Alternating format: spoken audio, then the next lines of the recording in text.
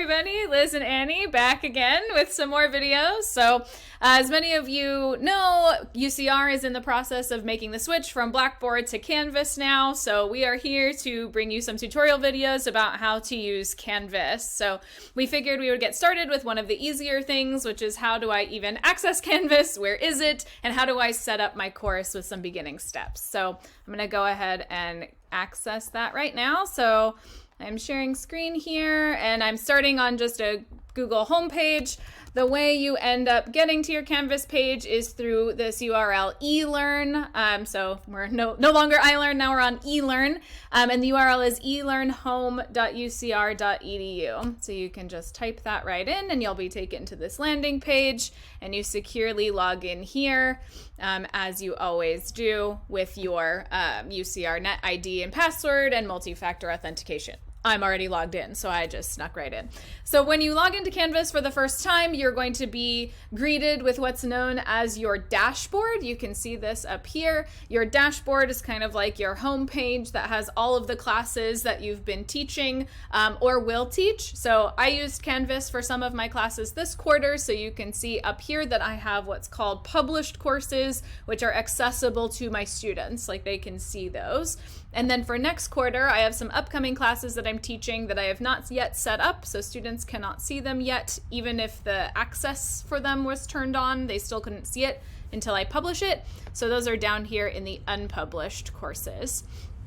So I just wanted to walk you through a couple of things that you can do to set up your unpublished courses to get them ready for students to interact with them. So you can see the default of how the classes will appear on your dashboard is in this little kind of tile, I think they refer to them as, or course cards with a little kind of color that indicates the differences between classes. But that's not a very quick and easy way to tell classes apart, so you do have some modification capabilities that you can do with your classes that will show up for you and all of your students. So if you want to do some fancy modifications, here's how you would change it from just a color to something else. So actually click that dashboard icon there, or that tile icon, and you'll be taken into your class, your empty class shell. You can see there's nothing here, but you've got the bones that you can build up, which we'll tell you about more in other videos. But for this, you have some options here on the side to change your tile picture. You're gonna go all the way down to settings, click settings, and you'll be on your setting page with some tabs up here. You'll want to be on the course details tab, and this very first option allows you to choose an image to be used as your course tile. So I'm going to go in here, I'm going to click on upload image from my computer, and I'm going to quickly find the icon that I want to use. I'm going to use some sort of psychology picture. Since I'm teaching Psych 1 next quarter, so I want it to be, immediately sort of obvious to students what the class is, so I have this little brain investigator, guys, as my image.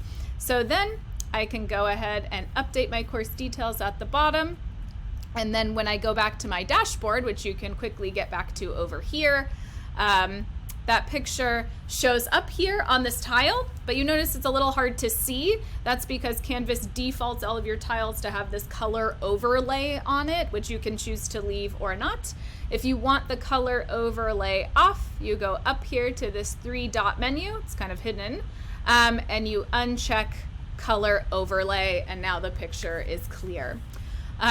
One thing to note about the color overlay thing and any changes you make in this dashboard area of Canvas, as far as I know, those changes are unique only to you, to the individual user. So students have their own options of changing the colors and overlays and things of the class. But when you're going into the class and changing settings, like I showed you for the image, that will appear to all users, including students. So all students will see this, but they might have different color tile overlays. So it's a little risky to talk about your class as the blue one because it may or may not appear that way to students, depending on how they set it up. But with this image, then it's consistent for everyone. The last thing I wanted to show you here is for your own organizational purposes. It's a change that you can make just for yourself in changing the name of the class. So it's not this jumble of numbers, it's something immediately accessible and understandable to you. You go to the course 3-dot menu and you're able to change the color overlay if you have it on. So this is where students and you can change your colors. but you can also change the name of the class to something more intuitive than just the course numbers and things. So I can change it to Intro Psych, and then it will be shortened there for me. But since it's on my dashboard page, that change only appears to me. So students can call the classes whatever they want on their end. So I think that's about it for getting started. You can mess around if you have multiple classes, play around with how you want them to appear to yourself and students. But we will be back soon with some more content. So see you in a bit. Bye.